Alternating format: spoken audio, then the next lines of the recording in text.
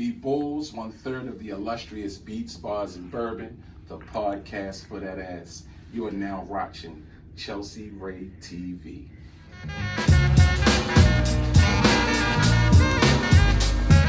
Why is it?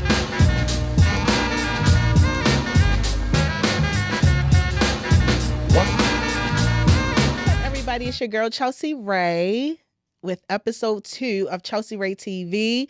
Thank you guys for your support from episode 1. Thank you guys for your love, your reposts, your shares. But I told y'all that I was going to have some good stuff in store for y'all, okay? So first, I want to... How do I get it started? Normally, I have drink of the week, but today I had to get somebody's rider. That's what they call it. That's what the stars call it. They call it a rider. So I want to introduce y'all to, we were supposed to have everybody here, but that's okay, because I got one of the favorite ones, probably one of y'all favorites too. Mr. Brandon is here. Introduce yourself, Brandon. Thank you. Be Bullz, 1/3 of the illustrious Beats, Bars, and Bourbon. The podcast for that ass. The podcast for that ass. Tell me.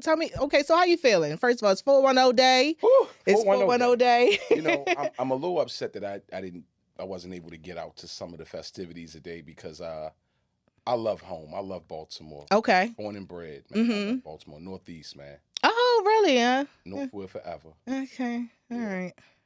Y'all know how I feel about the East Side, but we're not going to get into it. So tell me about, what is it? Beats, Bars, and Bourbon Boys. Tell me how to get started and how does that dynamic work with 3 men? Well, it actually was a COVID baby. Okay. It was a COVID baby. Me and my guys, you know, we did our bike rides. You know, my brother Steve would come down from D.C., or me and my brother Osei would go up to D.C., and we would ride for miles. Okay. And after that good workout, we would stop in a good whiskey bar, good bar, you know, wherever, you know, park the bikes, get a drink, conversation, and was always hip-hop, whiskey, and sports, probably in that order. Okay. And, you know, being as though it was in that order, you know, we would always have these conversations at the bar. And next thing you know, we got a crowd of people around us. And it's like, it was clicking. It was clicking. And I said, you know what, guys, this is a podcast. And they were like, what do you mean? I said, this is a podcast. Like, this is our audience, and we are the hosts. My brother Steve said, well, what's the name? And I just trying to interlock hip hop and whiskey. And my cousin Tia, you know, we would always be out drinking, and she would be like, bitches and shout out to Tia, by the way. Is that the girl at the bookstore? No. Okay. I know her, by the way. That's my girl. Okay. But Tia would always say bitches and bourbon, or bourbon and bitches.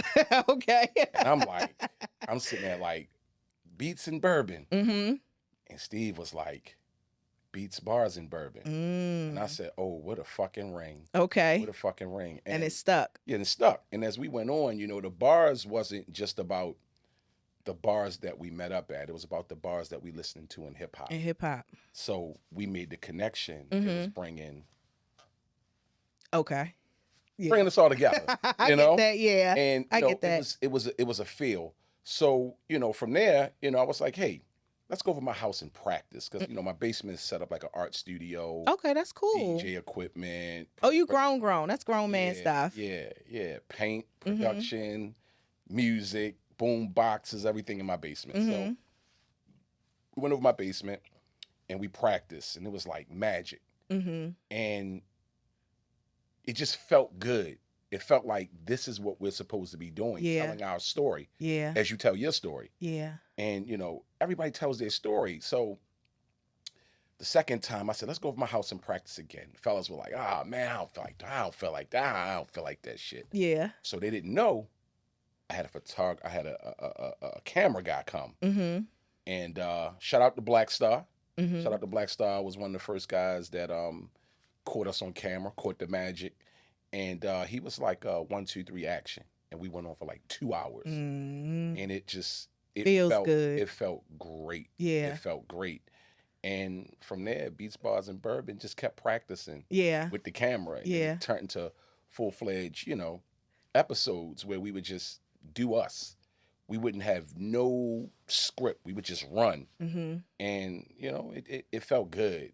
And so being amongst on your platform, I'm sure that all three of y'all have different personalities. oh yeah. So what would you describe your personality? What do you bring to y'all platform as men, as black men? Because I feel like sometimes a lot of platforms are not even specifically black men, but it's ego driven. Yes. It's high opinions. It's high like, no, I'm right, you're wrong, there's nothing you can do about it. So tell me, how do you guys maneuver in that, and tell me what you bring to the table on y'all platform. Well, first of all, we not friends. Okay. We're brothers. Okay. Me and Osei been friends since elementary school. Mm-hmm. 4th, 5th grade. Oh, okay. Steve came along during my sophomore year at Morgan State University. Mm-hmm. And we're magic. We all have different personalities, but I would definitely bring the comedy. I'm the belligerent one. I feel free when I cuss. Can I cuss on here? Yes. Okay, cool. Well, fuck that shit, then. I'm the belligerent one. I'm the comedy. Okay. I really feel like I miss my calling in comedy. Really? So, podcasting is my stage. Okay. Yeah. Me too. Yeah. But I get it. Yeah. Okay. Yeah. I totally get it. Would you do it now? Would you try comedy now? Hell no. No? Why? I don't have to sit in front of a crowd of people, but I can sit in front of a crowd of a camera, if you get it. Okay. Comfortable cameras make you more comfortable or more at ease, more so? More at ease. I love people. I love people too. I'm a people's person. Okay. To my default. Oh no, I'm just a people person all around. No, I love people, period. Well, here's the thing. Some people don't love you back. Now that's true. That's a whole nother topic, right? That's true. Yeah. That's very true. Yeah. Okay.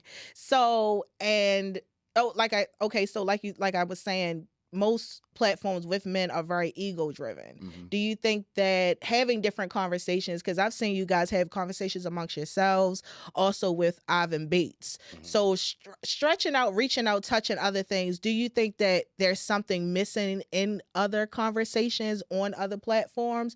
Or you kind of just want to do your own thing? Pay attention to what you have going on. Well, we had this conversation about clickbait and views. Mm-hmm. And we all have our views. Mm-hmm. And we're not clickbait driven. Okay. We're about our own personalities. We want y'all to get to know us. Correct. Whether it's an event that we're throwing, whether it's podcasting, whether it's a whiskey tasting, whether it's my kind of speakeasy. Mm-hmm. You know, we are brothers and we do have different personalities, but no matter what, we mesh well together. Yeah. It's like glue. Yeah. Yeah. I'm kind of struggling, not even struggling no more, don't you hold me, because I'm Beyonce. But, trying to do the whole solo thing now by myself, I work very well with people. Mm-hmm. But I think that I think that what I have and what I have to offer, ultimately the industry, Mm-hmm. I don't think that other people that I work with could see that for themselves. Mm-hmm. So I think it's a great thing that you guys are all on the same page. Are you more of a team player, or could you see yourself doing it by yourself sometimes, or do you have to have like that comfort by you on your left and right? Well, that's a good question. Sometimes I do shorts by myself. Okay. Sometimes Steve does shorts by himself. Mm-hmm. Sometimes Osei does shorts by himself. Sometimes when the idea hits, we're not always together. Okay. And sometimes it's like, hey, I'm in DC. Hey, I got this going on. Let it fly. Let it rip. I like that. Mm-hmm. You know what I'm saying? So we come to a common ground where it's like, it's about us. It's not about me. Mm-hmm. It's about us. So whenever I'm doing something alone, it's us. I get when that. Osei is doing something, it's us. Whether it's me and just Steve, it's still us. No Yeah. matter what. Like me being here today, it's us. Okay. That's fair. That's Yeah. understandable. Yeah. So like you say, you guys, one of the focal points of you guys' platforms is hip hop music. What does hip hop music mean to you? Whew, that's a real good one. Hip hop is everything. Mm-hmm. I wasn't born into it. I was sworn into it. Okay. I'm talking early 80s. Oh yeah. I'm talking about. Oh, you old? No shade. I'm not saying it. I'm very young. Okay, yeah. He's young. My bad, y'all. Sorry. I'm wise in the mind. Continue on.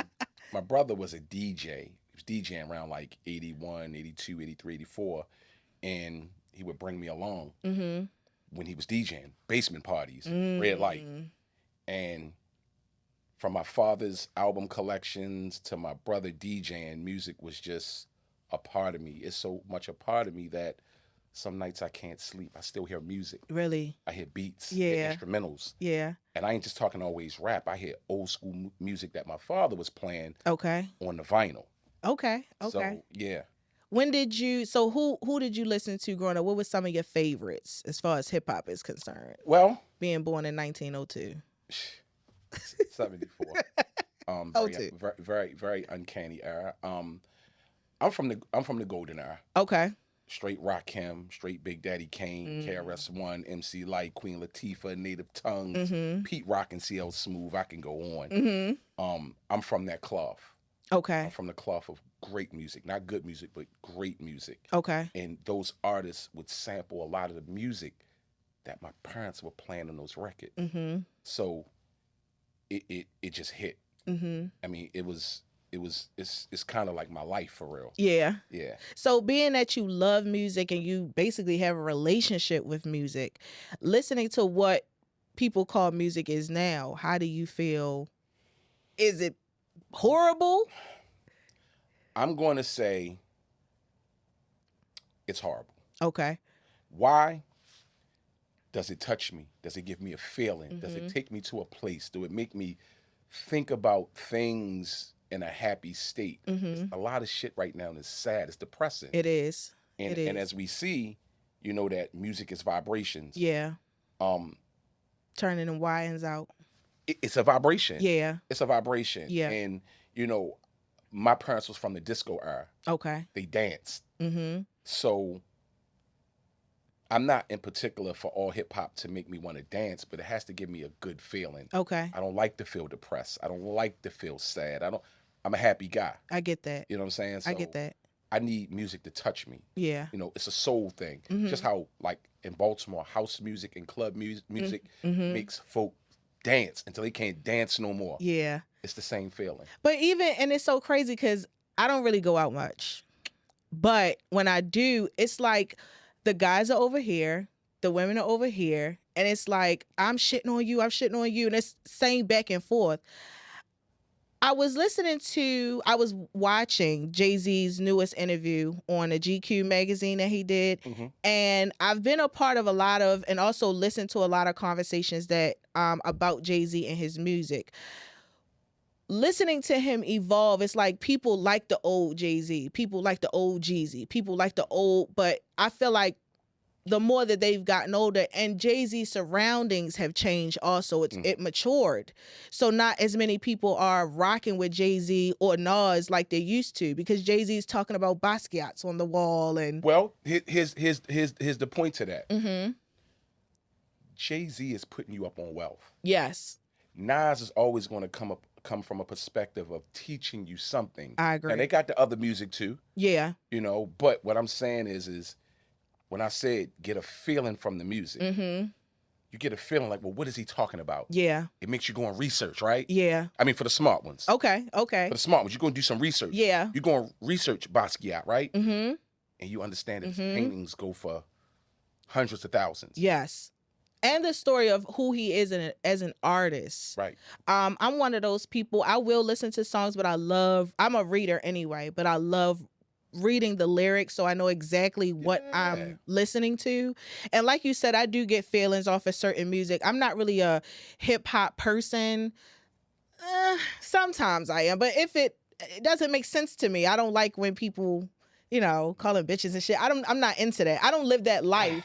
Yeah. You know, I'm a thug, sure enough, but I don't live that life, so I can't sit here and relate to certain music. But like you said, I think that it's supposed to give you a feel, and it's supposed to bring people together. So give me a song, a lyric that makes you feel like you can listen to it every day, and it makes you feel like you on top of your game, you on top of the world. It could be old, even if Moses rapped it. I like how you keep going to these old references. But you know what's going to happen? I'm going to say something, and you're going to go research the artist. I probably will. And you're going to say, damn. I probably will. The album is dope. It's possibly two. Okay. A whole lot of Tribe Called Quest. Okay. One. but 2 would probably be Pete Rock and CL Smooth, or who are no longer together. But I love Pete Rock and CL Smooth. Reminisce Over You was touching because even as a youngin, you lose family members, you lose close ones. Yes. And what he was talking about was like my words or my thoughts, but he spoke them eloquently before I could even speak those kind of words. And Reminisce Over You was practically about losing a best friend, Trouble T. Roy, who was Heavy D's dancer. Okay. And the acronyms TROY, they reminisce over you. It just was jiving genius to me. Okay. Yeah. So how has music contributed to you as a man, as a black man, personally? Well, I'm gonna give a big shout out to the native tongues. Okay. That's Tribe Called Quest, that's Jungle Brothers, that's Queen Latifah, that's Moni Love, that's Black Sheep. They spoke in a language of positivity in which that music don't exist unless you go and find it. You won't get that music on the radio.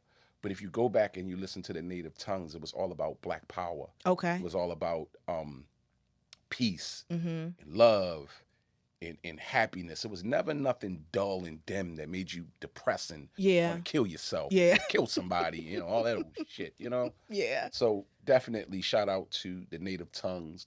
De La Soul, I'm sorry. Okay. I forgot De La Soul, who just dropped the album on Mass Appeal with Nas. Okay. Powerful movement.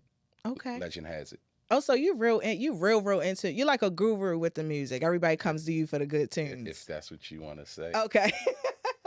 Okay, so tell me, you guys just had Air Max Day. I had to work. I was so mad that I couldn't That's come. all right. I got something for you. Okay, I'll come to that. Because I know, Laila?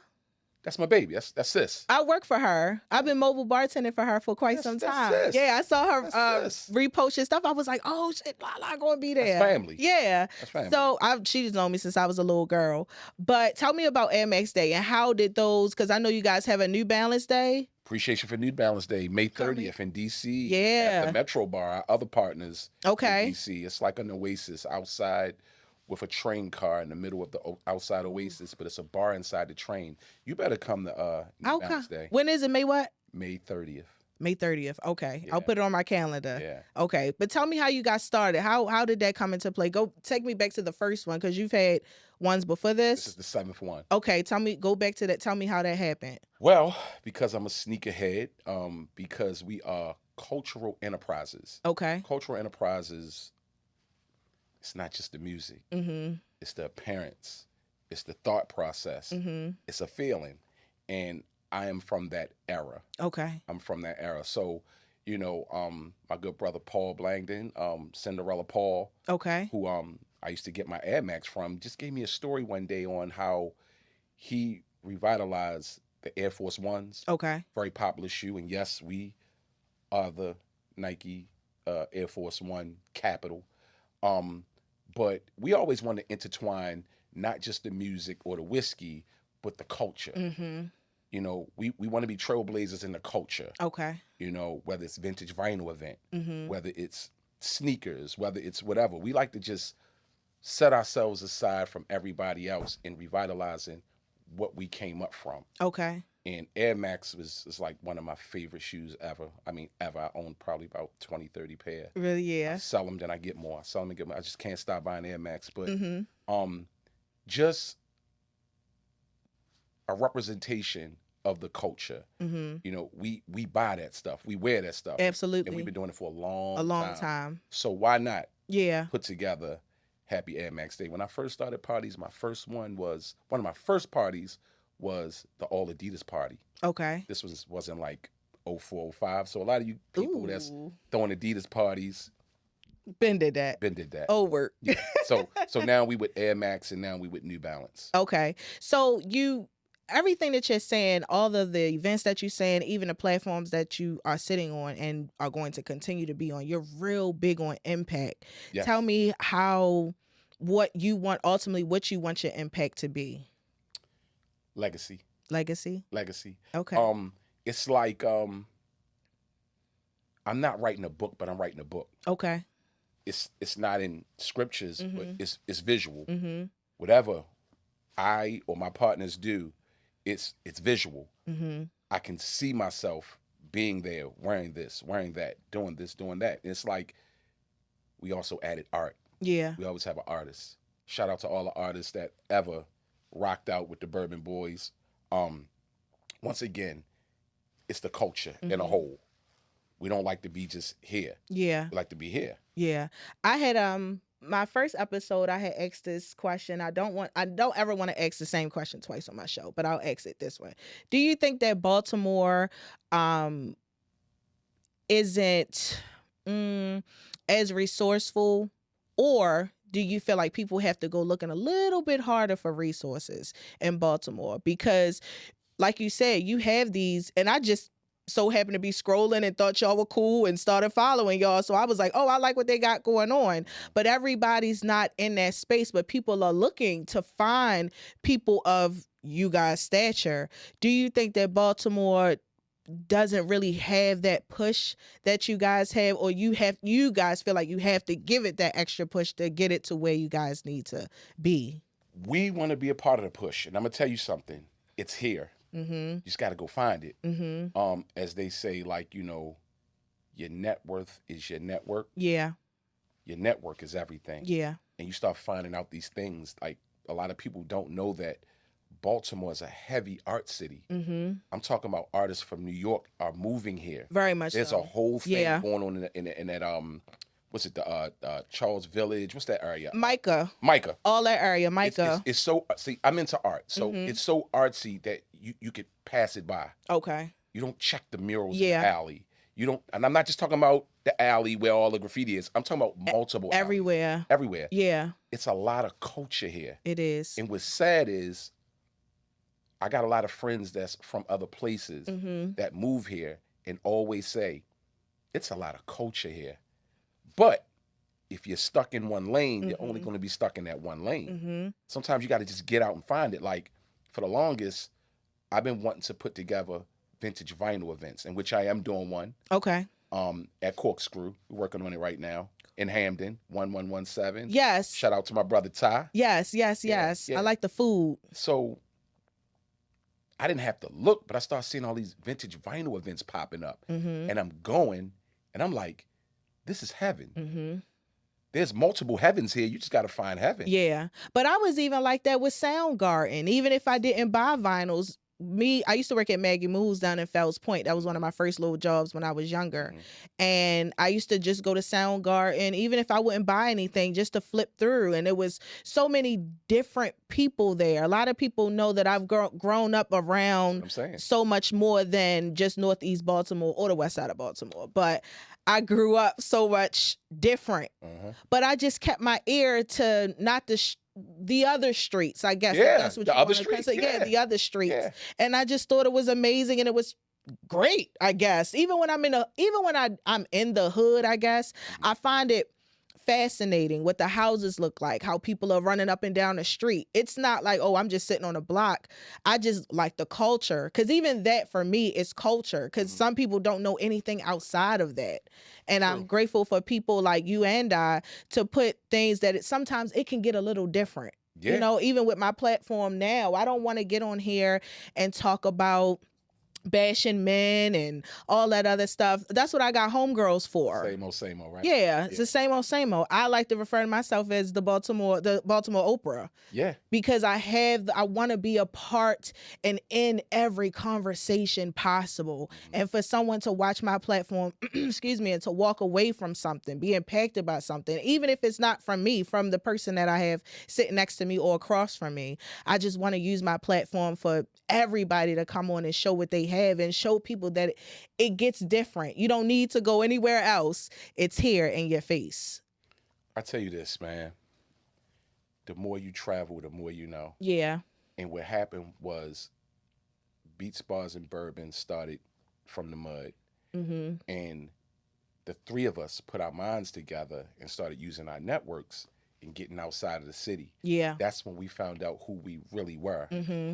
The influence that we really had. Yeah. From New Orleans to Chicago. Yeah. To New York to DC. And when you get outside that box, I call it the box. When you get outside the box, and the more that you know, the more you grow. Yeah. You know what I'm saying? Yeah, I was around a friend of mine, and he told me that he was like, Chelsea, I feel like we need to get you outside of here. Let me tell you something, baby. Yeah. I watch you. Yeah. You're a star. Yeah. Thank you. You got it. Thank you. Let me tell you a secret. Take your shit on the road, man. Okay. Years ago, I was throwing an event called the Hip Hop Bar Crawl. Okay. 5 bars, 5 different DJs. Mm-hmm. And I was told so many times, you need to take this on the road. Now, I'm not the first to do the Hip Hop Bar Crawl. I'm not the first. But what I'm going to say is I saw an idea in D.C. and said, let me see how this would work in Baltimore. And it took off. After the third one, I had friends who were like watching, my friends on social media in other states was like, can you please bring that here? Yeah. Because they was watching through our lens, through our cameraman. And thanks to some of the special DJs that I've had, man, it's so many to count, from Sonic, Roby, from Tribe Called Quest. Shit, man. It's so many to name. But what I'm saying is when you start reaching other people, yeah, your next move is to reach the other people. Yeah. And, as they say, you stay in that box, you're going to be in that box. Yeah. Get outside that box, man. Other people want to know what you're doing. Yeah. And what's funny is they say, if you can make it in Baltimore, you can make it anywhere. Yeah. And it's the truth. Yeah. You can look at all the influential stars that are from Baltimore, from Oprah, to Jada Pinkett, to Martin, Taraji, everybody. Just names. Yeah. Names. Yeah. Do you think in your mind that they blew up from Baltimore? And I'm not dissing Baltimore. Yeah. No. You get what I'm saying? They had to go, yeah. Yeah, you got to take it on the road. Yeah. Whether you succeed or fail, that failure is success because you made the choice and the option to give other people the experience. Yeah. And you never know who you meet. Like, hold up. We need you here. Yeah. Yeah. We need you here. I know. And once that happened, you was like, oh, shit. Bourbon Boy Brandon. Yeah. Get out my box. Get out my box. Get out your box. Yeah. But and even in this season that I'm in right now, I know I can feel something's happening. So that's why I gotta make sure that I'm on my A game. I'm always creating, always even people around me, like I'm starting to like come out, and the girls been watching my show and I've been getting a good response from it. I'm kind of nervous because it's just new territory that I'm kind of coming on, but I don't even know why I'm nervous because this is what I've always wanted. And now that it's happening, same here. It's like, oh shit, like it's really going down. I don't know. Y'all gonna see me everywhere. Don't worry about it. Y'all gonna see me everywhere.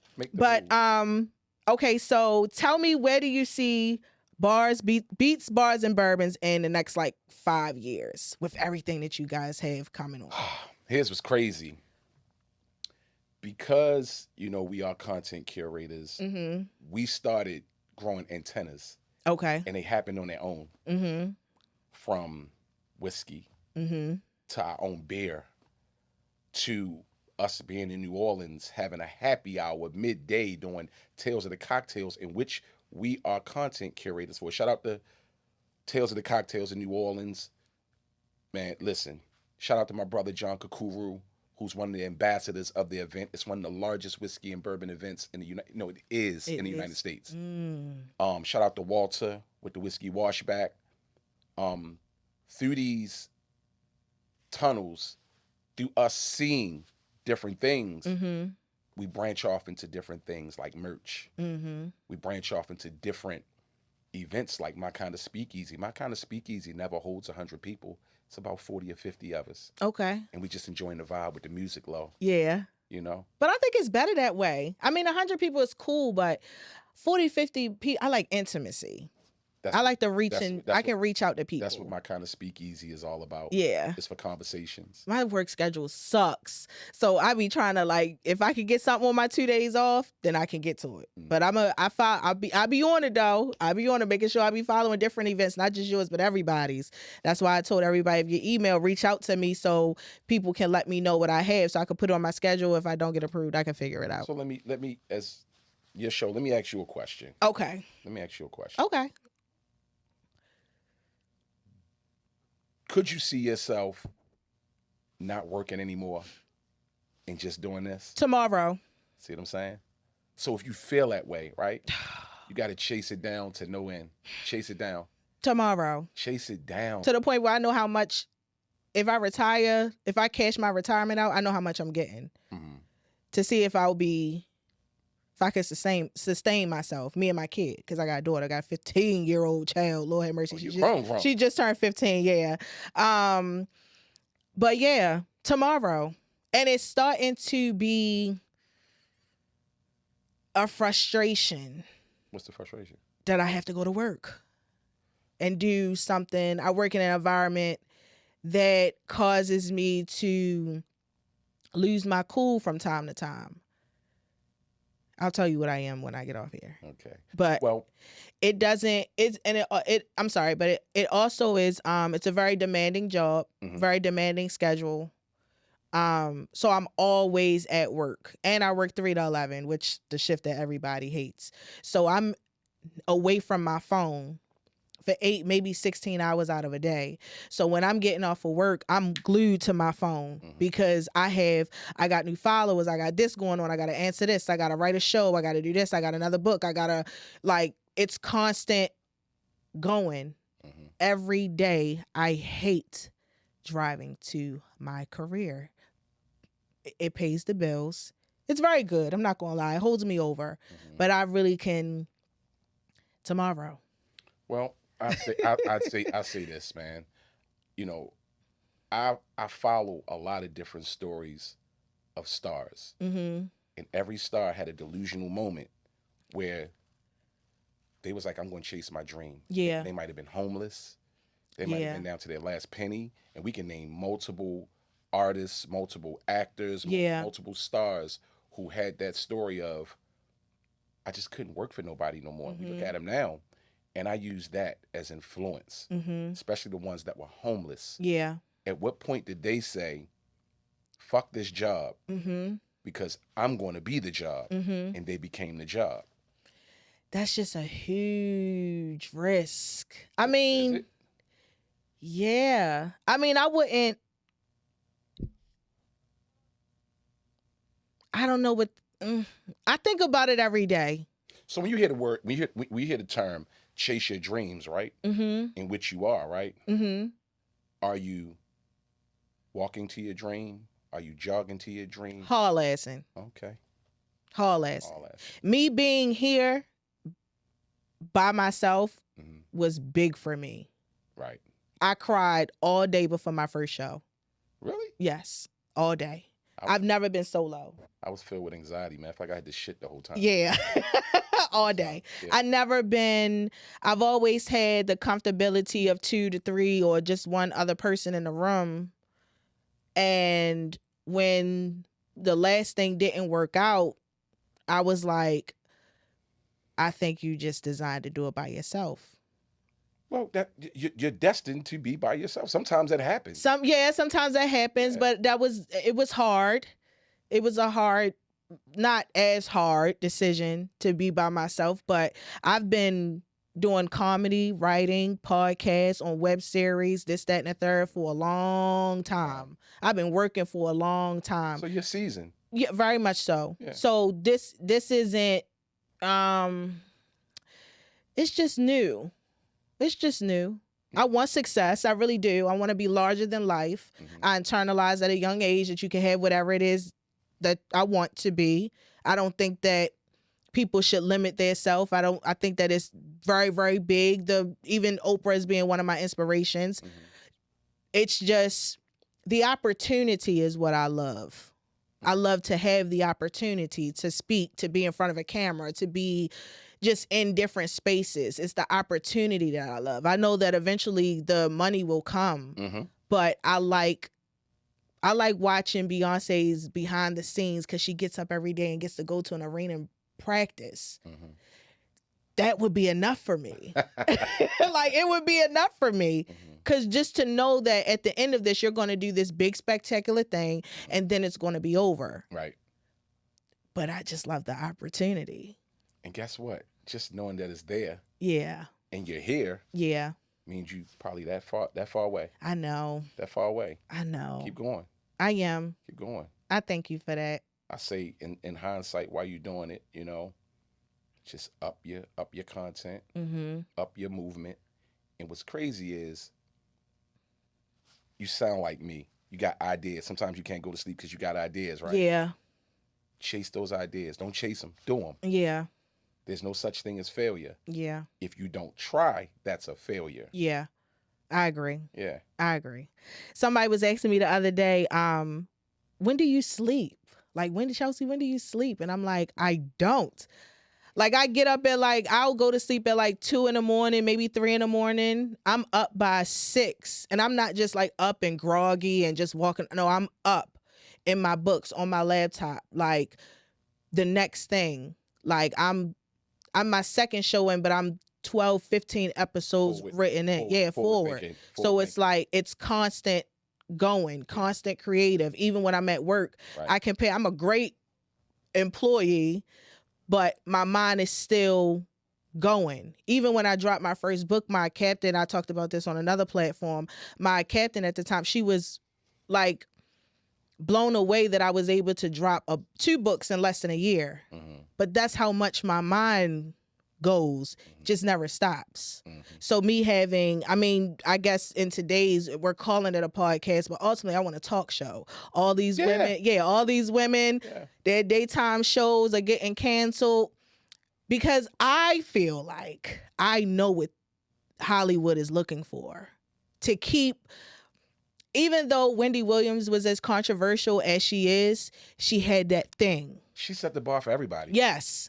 She had that it thing. I watch her documentary all the time. She's probably the number one reason